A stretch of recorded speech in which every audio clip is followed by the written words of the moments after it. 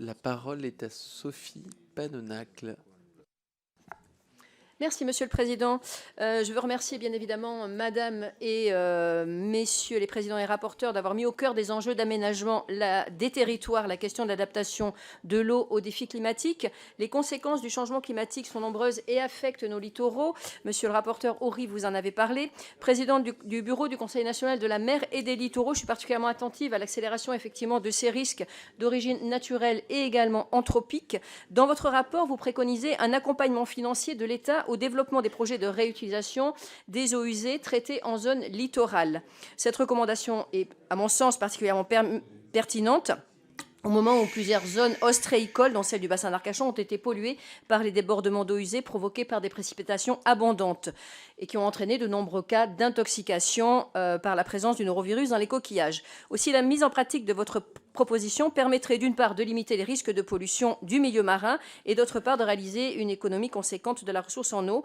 Messieurs les rapporteurs, pensez-vous que nos stations d'épuration, à ce jour, pour bon nombre en bout de course, puissent rapidement être transformées? Merci. Concernant donc les stations d'épuration, le littoral et les événements récents donc qui ont entraîné donc l'interdiction de commercialisation des coquillages, enfin des huîtres et autres. Bon, premier sujet, c'est les performances, l'entretien des stations d'épuration. Avoir des stations d'épuration qui doivent obéir, parce que les eaux traitées sont rejetées dans le milieu naturel, doivent obéir à des règles qui aujourd'hui normalement sont imposées. Les normes de rejet, les derniers traitements avant le rejet sont contraignantes parce qu'il y a cet effet sur les coquillages et il y a des effets à d'autres périodes de l'année sur la qualité des eaux de baignade.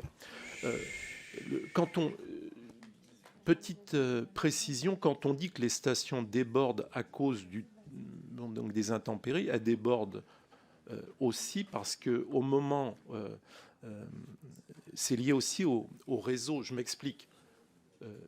Les mêmes réseaux véhiculent de l'eau traitée, le tout à l'égout, et les eaux de pluie. Et les réseaux ne sont pas étanches, ce qui fait que les débits augmentent sont multipliés par 100. Et c'est ça qui provoque le débordement. Donc il y a l'importance de l'entretien des réseaux. Et donc, parmi les causes possibles de ces pollutions, il y a l'état des réseaux, donc l'entretien des réseaux. Et ça nous amène au sujet de la gouvernance, c'est-à-dire que la bonne échelle qui permet de permettre les investissements nécessaires pour avoir ces réseaux de qualité indispensables dans des villes, notamment ces villes littorales. Est-ce que tu... Alors, la même chose pour l'assainissement non collectif, les services de SPANC, là aussi, donc on sait qu'il suffit parfois d'une installation défectueuse pour polluer une zone importante du littoral. Donc, c'est l'importance d'amener les particuliers aussi à avoir des installations qui soient non polluantes pour l'environnement.